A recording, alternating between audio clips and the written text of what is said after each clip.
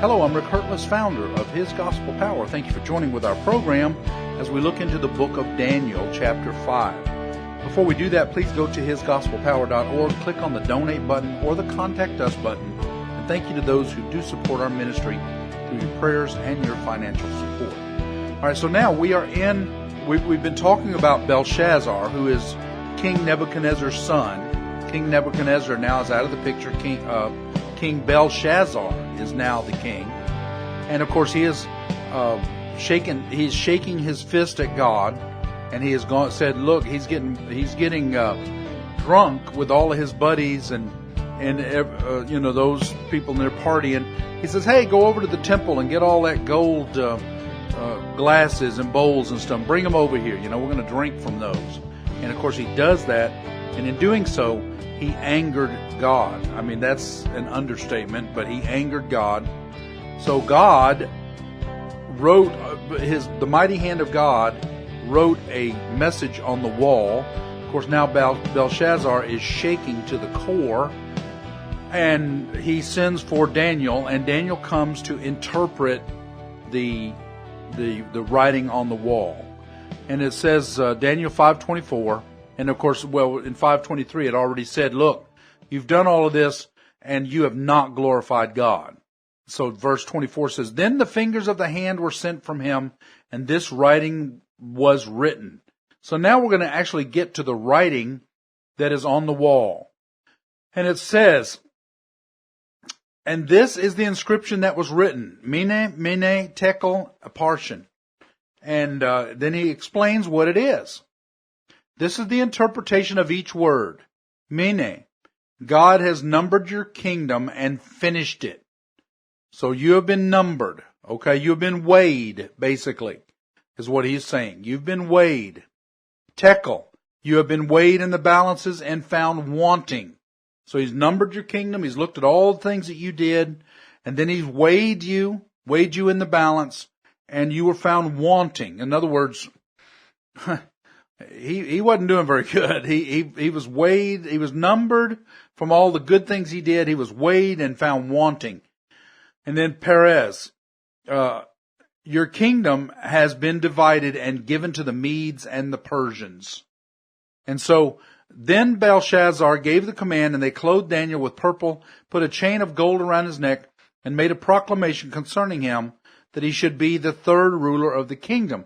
Now, I will have to say, at least Belshazzar had that much character, because this was absolutely against him. I mean, he could have done like some kings have said, "Oh, well, that's not what I wanted to hear. Go cut his head off." It could have been that. You have to think, that brings us, I think, back to the character and the courage of Daniel. And really all of these prophets, Moses, all of these prophets who stood before kings that could have, Nehemiah, he went to the king of Assyria and asked him to go and, or not the Assyrian king. But anyway, he went to the king and he asked him if he could go and build the wall again. And so, all of those, the king of Persia is what I meant to say. The kings of Persia, he went and, which of course, this is part of this prophecy that, look, the Persians are going to take you over. So Nehemiah could have lost his head over that. He's like, he's going to the king and saying, "King, I want to go back to Israel and set up the kingdom of Israel." If you think about that, the king just spent all of these years conquering the kingdom, and you're saying, now wait a minute, just to say that says that you want another kingdom that could rise up against me someday. And he could have said, "You know what? This guy's out of here, chop his head off." Instead, he was found favor. So Nehemiah was courageous. All of these prophets and these guys that stood, they were so courageous, trusting God, because they knew of his faithfulness. And remember what Shadrach, Meshach, and Abednego said. Even though you kill us, O king, they said, our God will deliver us. But if he does not, we will still not bow down and worship you, because they knew of the faithfulness of God. Either they thought in their minds, well, he will raise us back from the dead, or they thought, hey, we'll go and live with God. Either way, it's a win-win situation. Yeah, I think at this point with Daniel, after what he went through with Nebuchadnezzar, I'm sure he was more confident in God than he was the first time. But we can think of this when we've been in situations where you have an immediate, I don't know if I really want to say that type moment. Just imagine when he was before the king and God put this in his mind. We can all relate to that. We go, oh, great, here I have to go again. Exactly. I mean, it's like God told him that, and he's like, seriously? I can't give him something good? It was really one of those moments. We've all been there where, your boss asks you something that you have to give the answer for, and he's probably not going to like the answer, but even though it's the truth, and it didn't really, it may not have come from you, it's just you're having to report it, and you're like, oh, great, I'm going to look like the bad middleman here. Yeah, I mean, he probably still had that instantaneous moment. Here I go back to the dungeon again. Yeah, right. But, it shows that, his confidence in God. But I can imagine being a human. He still had that moment of, great, here I go again. Right, exactly. No, I mean, and we have those. I know, and you're right. The whole thing about the Bible that is so exciting to me is there's no sugar in the Bible. It's not sugar-coated. It is told real life. I mean, David is told of the debauchery in his life, King David, but yet he was still called a man after God's own heart. It really kind of brings you back to Trump in some ways. Trump, people have seen his debauchery, but you know what? Please tell me that you are a listener out there and you are perfect. Number one, if you tell me that, I'll call you a liar, and then we'll know you're not perfect. So it's a strange thing to me.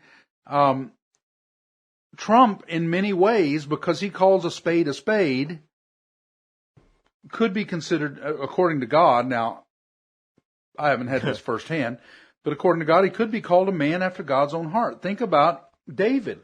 He was a murderer. He was an adulterer. He did things that many would say, this guy, he's not a man after God's own heart. I wouldn't call him that. Well, the Bible did. The Bible called him that. Well, and this is really, and I will say this from every interview I have ever seen of Trump and every speech he's ever given, I've never heard him say anything that I perceive as a lie.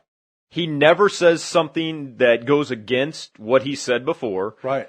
He has never, I've never seen something from him where I would go, well, that sounds like a lie. Now, I have heard him say, as you brought up, I think last week or the week before, that he doesn't think he's done anything that he needs to be forgiven for, or something to that effect. But at least he's honest about it. But he says it. And now he's got to say that to God. Right. And God will deal with that. That's not between me and you. That's between him and God. At the same time, Trump, that tells us, as Christians, many get that knee-jerk reaction saying, he must not be a Christian. But we didn't call him to be pastor-in-chief. Right. But that is one thing about Trump. I'll say he's not correct on a lot of things, but he truly believes it, and he never lies and changes his story about it. So I will say I guess you could say he's an honest person. Whether he's right or wrong, at least he sticks to the same story. Right. And so, so those kind of things, but instead you have Belshazzar here, that he evidently, and his reign seemed to be fairly short, and evidently he did not do anything that was right or truthful. He was just about the party. He was about his fine clothes and parties and power and all of those things, which of course you could say that about much of Washington. Well, he basically was born into the scene. He didn't earn any of it, right. So he was just living up the lifestyle. Right, exactly. I mean, I have never seen a president, it was either never publicized so much or never happened as Barack Obama. It was a party, it seems like, every month. I mean, he had some celebrity that they were throwing a party for. It seemed like, I mean, I was probably, maybe it was only once every 6 months or something. But, I mean, I haven't seen a party for Trump yet, especially not throwing one for some celebrity. Yeah, I think the only time I've ever even heard of it is when he went to, I think, England at one point, and they gave him a reception. Right. And something like that. So all of those kind of things. So it's like that this guy Belshazzar was about the party. He was about the power, and he was about the party. That's all he cared about. Didn't care about the people. That's all he cared about. Whereas I think David being a man after God's own heart, he cared about the people. He also cared what God thought. Okay? He cared about God. Now, he messed up. Yes. But I think Trump may be the same kind of thing. He cares about the people. And I believe he honestly cares about what God thinks. We don't know firsthand about Trump's life. We know pretty well firsthand about King David's life. And once again, it's not that I'm lifting Trump up like he's the savior or something. He is not. He was placed into office by God. But so was Barack Obama. And so was the Bushes. And so was Hitler. I mean, come on. Oh, careful there. I mean, God says he puts in the kings and he tears them down. And he puts them in there for a reason. And we, in our finite minds, cannot understand what God does in his infinite wisdom. And sometimes, like Hitler or whatever it may be, for a judgment for a particular thing. And then he brings a time of peace, because people have turned to him and began to, think about the Jews. Now, we've said before there were more Christians killed than Jews, but that's neither here nor there during the war with Hitler. Think about the Jews and the Christians. Even though the Jews do not know Jesus, do you not think that they were not turned to their prayers more than they ever had been? There may have been a lot of Jews get saved in the concentration camps. And there may have been. There may have been. But the one thing for sure is they turned to God to pray. I feel that for certain. And God He wants them to turn to him. Then he wants to be able to give them the truth. Now, them to accept the truth is a whole other thing. And obviously, as a nation, they are still rejecting Jesus, so they did not turn to the truth. They're still have exchanged the truth for a lie. And just like it talks about in the Romans chapter 1. It says, basically they have exchanged the truth for a lie. But eventually, as a nation, they will accept Christ. You mentioned something earlier in the week that I wanted to point out that I tried to get across to people. You were talking about the hurricane that hit Houston, and which I believe is a result of their majority choice of the city to accept a lot of debauchery. Let's just put it that way. But mainly abortion and homosexuality. Right. But yeah, there were other things. You're right. There's a lot of other things. And like you said, people say, well, why would a loving God kill off Christians? And I try to get people to the point to understand, it wasn't judgment on Christians. If you're saved and you die, that's not judgment at all. In fact, that's a reward. Right. And people don't seem to understand that. No. In fact, that's the ultimate judgment to them. It's like, wait a minute. I thought you were a Christian. Why don't you get this? If you're a Christian and you die, you're saved from the rest of your life of misery or whatever. Of dealing with the world. Isn't that the ultimate reward? It should be. Well, yeah, right. But for Christians it is. So for people to basically curse God for killing Christians, or letting Christians die, however you want to word it, the judgment wasn't on them. He blessed them and said, you're coming home early. They were in the right place. I would say the right place at the wrong time is what I was going to say. But, he was judging everybody else for their choice. He wasn't judging the Christians. He was giving them an early out. That's right. And if you look at situations like that, then you can almost be thankful that they were saved from the rest of their lives. Absolutely. I mean, that is something I find it so difficult, especially at funerals, for Christians to understand. even though they say they understand it, They don't accept it. no, it's such a long time, they say. You know, and that's like another thing I think about. The abortions. 60 million babies aborted. Yes. They're all in heaven. And I like to, well, I don't like to think about it, but I think about they're all in heaven. How many of those, if they were born, wouldn't have gotten saved? Right. So did God? I mean, we believe that before the age of accountability, a baby dies, and they're going straight to heaven. And I still believe that. Right, because they don't have a choice in the matter until the age of accountability. Right. So, and I have heard, and I know you've heard it too, people that claim that until you're saved, you're going to go to hell.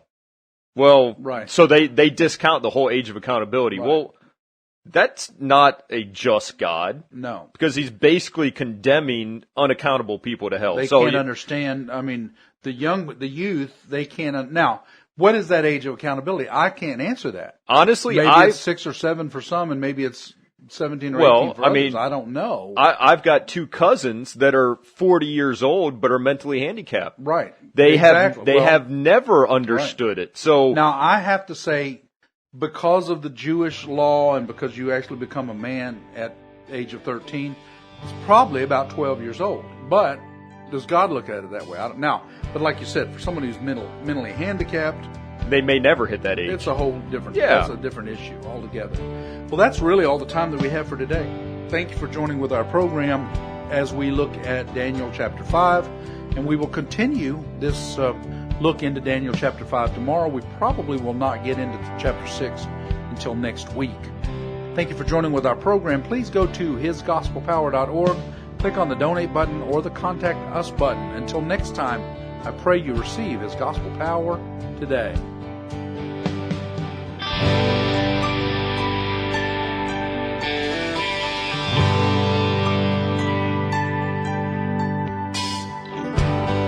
He died for you. He died for me.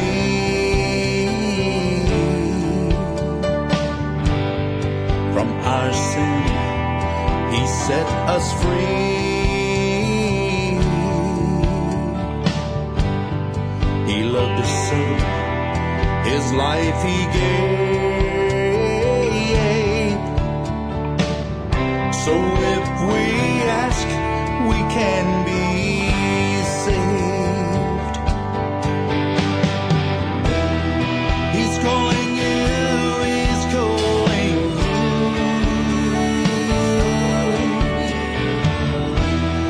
Jesus Christ is calling you.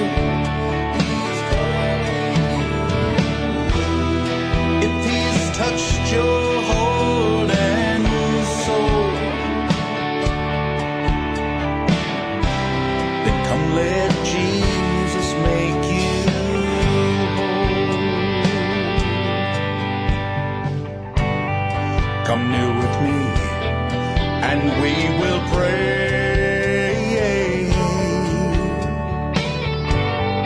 that all your sin be washed away.